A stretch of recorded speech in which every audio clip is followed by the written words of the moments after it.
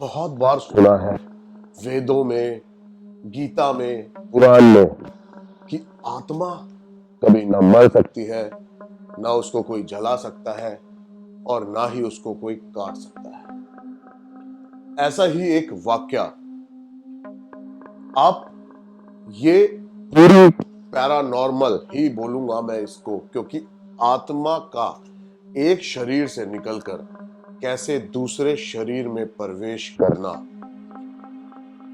Paranormal activity ही होती है, जो हमारी समझ के परे is called paranormal.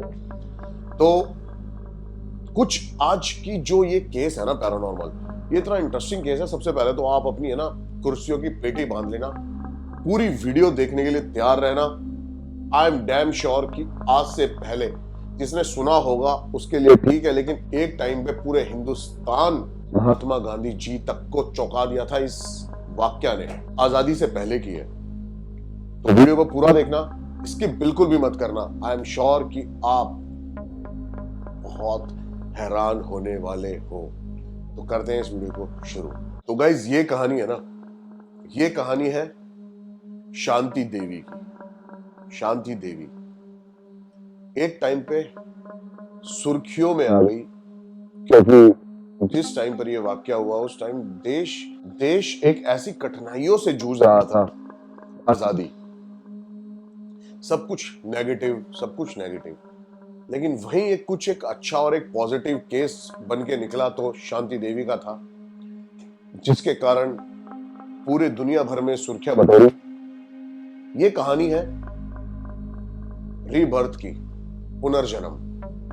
I am sure कभी ना कभी किसी ना किसी ने बहुत ही ज्यादा ये इस कहानी को सुना होगा, लेकिन ये वो कहानी है जो अब तक की सबसे सच्ची कहानी है। जिस महात्मा गांधी जी की मैं बात कर रहा था, उन्होंने इस कहानी को प्रूव करने के लिए एक 15 लोगों की कमेटी भी बनाई, जिसके अंदर देश के बड़े बड़े लीडर्स, इन्फ्लुएंसर्स, यहां तक कि वकील, लॉयर्स, डॉक्टर्स भी शामिल थे। बहुत ही ज्यादा इंटेलिजेंट थे ये 15 बंदे, और इनको भी मानना पड़ा कि ये जो घटना है, ये घटना सच्ची है। तो जब हम बात करते हैं शांति देवी की, तो उससे पहले हमें बात करनी पड़ेगी लुमड़ी देवी की। इन दोनों का कनेक्शन कैसे हुआ? तो शांति देवी को समझने के लिए आपको समझना पड़ेगा लुमड़ी देवी की जिंदगी को।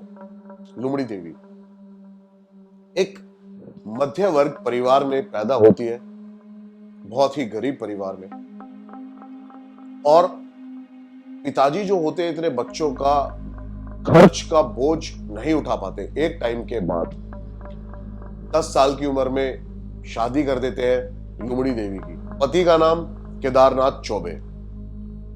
अब काफी सारी थ्योरीज हैं कि पहले तो ये कहा गया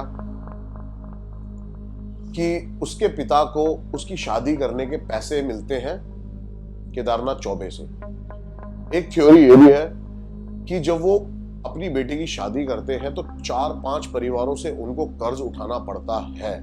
और एक थ्योरी ये भी थी कि खुद केदारनाथ चौबे के परिवार के कर्ज के कारण, डूबे होने के कारण उनको ये शादी करनी पड़ी।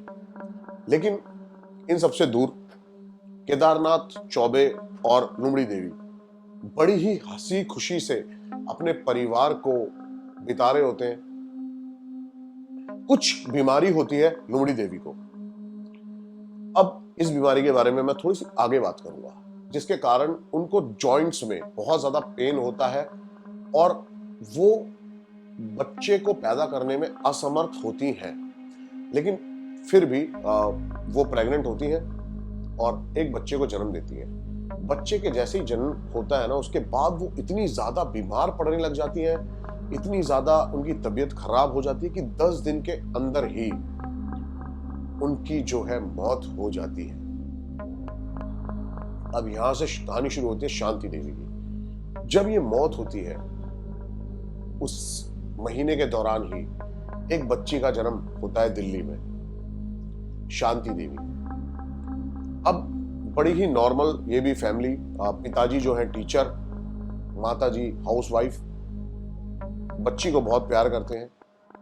3 साल तक बच्ची बोल नहीं पाती है। चमत्कार तो तब होता है जब वो चौथे साल अपने बर्थडे के आसपास बोलना सीख जाती है और वो अपने परिवार को बताती है कुछ ऐसी चीज जिसके कारण सब हैरान हो जाते हैं। वो बताती है कि मेरा नाम लुमड़ी देवी है, मेरे पति का नाम केदारनाथ चौबे और मैं हूं मथुरा की ब्रिजवासी। ये सब सुन के बड़े अचंभे में आ जाते हैं उसके घर वाले, लेकिन जो पिताजी होते हैं ना कहीं उसकी बात को बहुत ज्यादा ध्यान से सुन रहे होते हैं और बहुत ज्यादा अच्छे से गौर कर रहे होते हैं, क्योंकि जब वो अपने परिवार के बारे में बता रही होती है ना, तो एक 4 साल की बच्ची जो सिर्फ कभी कभी घर में या कभी कभी घर के आंगन के बाहर उससे कभी दूर नहीं गई, लेकिन वो मथुरा की एक्सेंट लैंग्वेज को कैसे इतना टिपिकली सही बोल सकती है, ये बहुत ज्यादा हैरान कर देने वाली बात। ऐसी ऐसी डिटेल बताती है वो अपने परिवार के बारे में कि मेरा एक बच्चा है, मेरे ससुर का नाम, हर एक इंसिडेंट। ये सब सुन के उसके पिताजी जो होते हैं हेडमास्टर बहुत ज्यादा आश्चर्यचकित हो जाते हैं। अब हेडमास्टर जी ये चीज कंफर्म करने के लिए दिए गए पते मथुरा में एक चिट्ठी लिखते हैं। अब चिट्ठी जब केदारनाथ जी तक पहुंचती है तो वो भी हैरान कर देने वाली चीजें सामने आती है, क्योंकि जो उस चिट्ठी में जिन जिन बातों का जिक्र किया गया था वो बातें किसी 4 साल की बच्ची को, और वो भी अजनबी, कैसे पॉसिबल हो सकता है। ये बात आगे बढ़ती है, इन दोनों परिवारों की एक मीटिंग फिक्स होती है। तो जब मीटिंग इन दोनों परिवारों की फिक्स होती है उसमें केदारनाथ चौबे जो है वो केदारनाथ चौबे नहीं बन के जाते, वो अपने बड़े भाई बाबू राम चौबे बन के जाते हैं और कहते हैं कि अगर वो बच्ची मेरे को वैसे पहचानती होगी तो खुद ही पहचान लेगी। लेकिन केदारनाथ जी जब जैसे ही पहुंचते हैं अपने बड़े भाई और अपने बेटे के साथ, तो वहां पर देखते हैं कि वो देखते ही फौरन शांति देवी उनको पहचान लेती है कि आप ही केदारनाथ चौबे हो।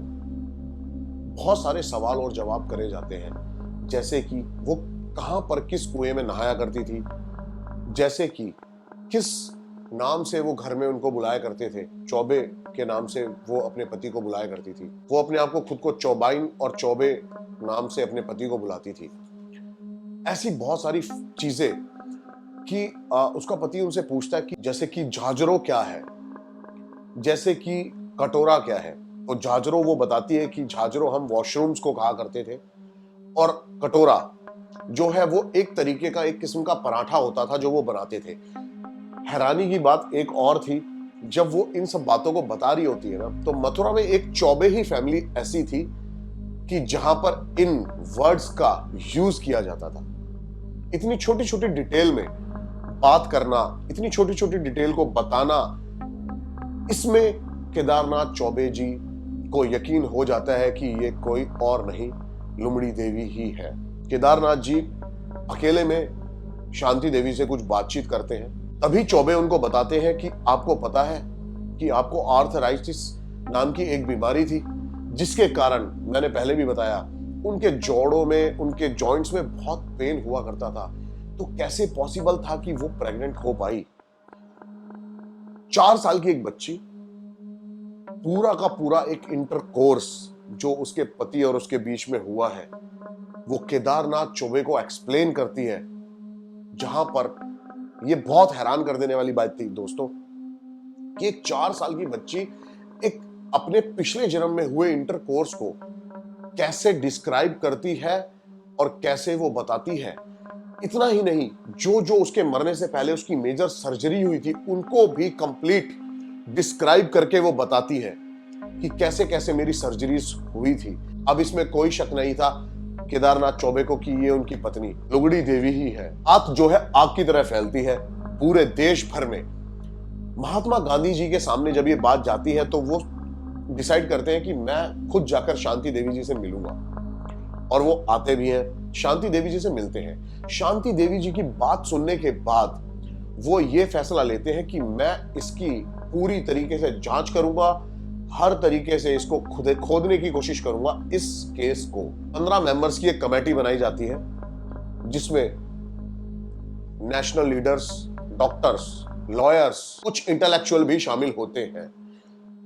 15 मेंबर उस लड़की को दिल्ली से मथुरा लेकर जब जाते हैं, उनके घर जहां लुगड़ी देवी रहा करती थी, वो एक एक चीज डिस्क्राइब करती है।